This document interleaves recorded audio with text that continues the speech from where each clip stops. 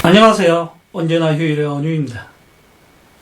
언제나 휴일에서 이제 두 번째 프로젝트로 패킷 분석기를 만들어 보려고 해요. 와이어샤크라는 패킷 분석하는 굉장히 유명한 도구가 있는데, 이 유명한 도구 패킷 분석기가 하는 모습을 이제 모투 삼아가지고 그걸 토대 삼아서 만들어 보려고 합니다. 이번엔 C 언어 버전으로 콘솔로 분석한 내용들을 보여줄 테고, 이걸 하면서 자연스럽게 네트워크 프로토콜도 같이 한번 살펴보게 될 거예요. 차후에는 이 부분을 윈도우 프로그램으로도 컨버팅 시켜서 실제 와이어샤크하고 좀 비슷한 형태로 만들어 보기로 하겠습니다. 이번에 우리가 만들 프로젝트가 뭔지 간략하게 소개를 하자면, 와이어샤크라고 패킷을 캡처링하고 패킷을 분석을 하는 도구가 있어요. 이 도구가 캡처링한 파일, pkb라는 그런 파일을 로딩해서 사용할 수도 있고 라이브로 캡처링할 수도 있는데, 우리는 캡처링되어 있는 파일을 분석하는 걸 할 거예요. 해당하는 것은 이 프레임별로 패킷을 내용을 우리가 확인할 수가 있고, 그 패킷에 대한 정보를 프로토콜별로 확인이 가능합니다. IPv4의 지금 버전 4다, 헤더 길이는 20바이트다, 라고 하면서 이 각각 항목을 선택하게 되면 이 밑에 쪽에 실제 어느 영역인지, 실제 바이트 데이터에 대해 가지고 볼 수 있게 되어 있는 이와 같은 프로그램이 있는데, 이 프로그램하고 유사한, 물론 이제 이 시각적인 부분은 콘솔 형태, C 언어로 만들 거예요. 그래서 그 동작하는 모습을 보자면, 우리가 이걸 먼저 실행시켜 볼게요. 실행을 시키면 우리가 분석할 파일 명을 입력인자로 넣게 하고, 넣으면 해당하는 패킷에 대한 이 파일에 캡처링한 파일의 패킷 정보를 분석해서 분석한 정보를 시각화를 해줍니다.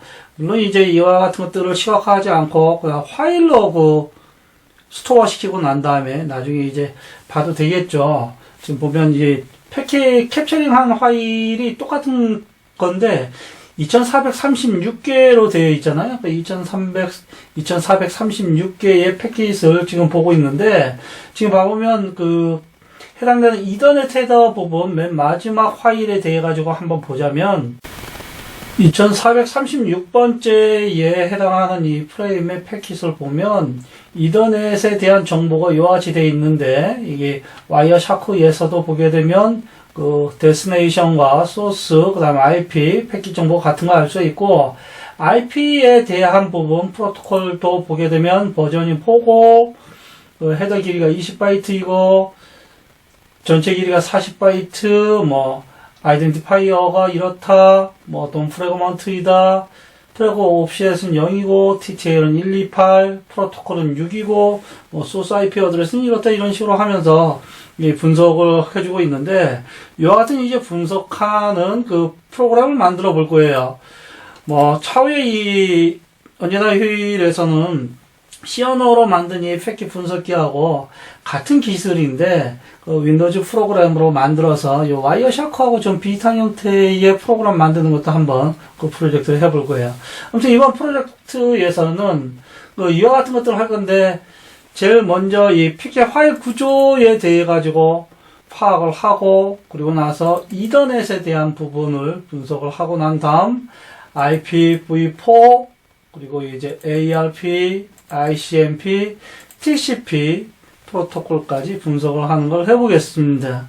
물론 이 프로젝트를 하다 보면 자연스럽게 해당되는 네트워크 프로토콜 스택의 구조가 어떻게 되어 있는지 그 부분에 대해 가지고도 살펴봐야 되겠죠.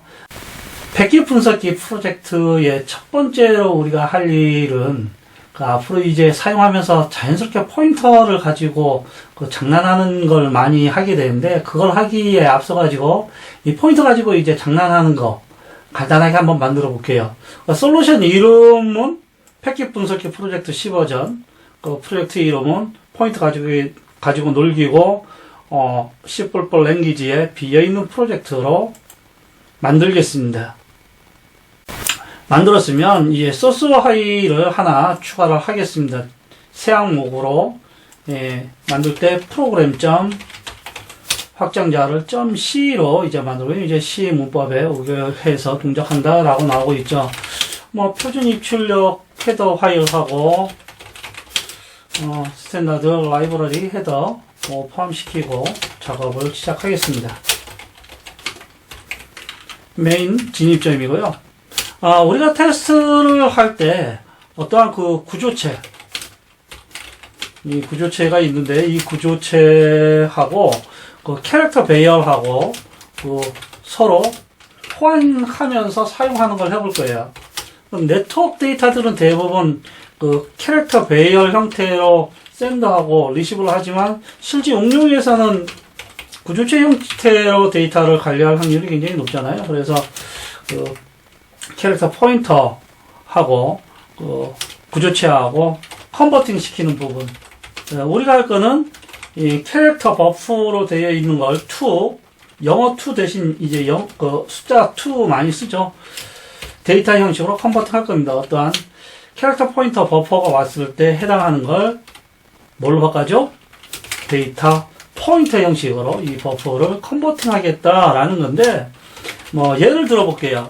만약에 4096 바이트의 어떠한 데이터 보관하는 캐릭터 버퍼가 있다라고 했을 때 이 데이터를 샌드하는 부분 가상으로, 또 가상으로 데이터를 리시브하는 부분 이와 같이 있다라고 했을 때 샌드 부분에서 어떠한 데이터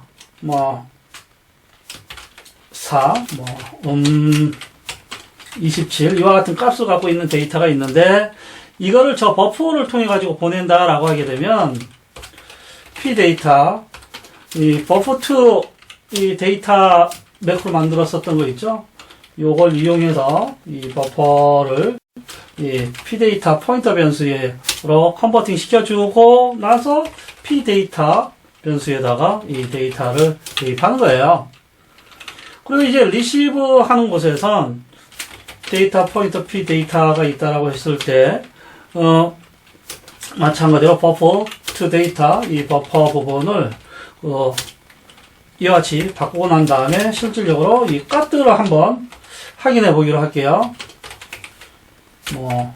만약에 이제 정상적으로 우리는 저와 같이 캐릭터 구조체로 되어 있는 걸, 캐릭터 배열을 통해 가지고 이제 보내고, 캐릭터 배열로 받은 거를 우리가 필요한 구조체 형식 포인터로 받아가지고 사용을 할 수 있으면 되잖아요. 그래서 p데이터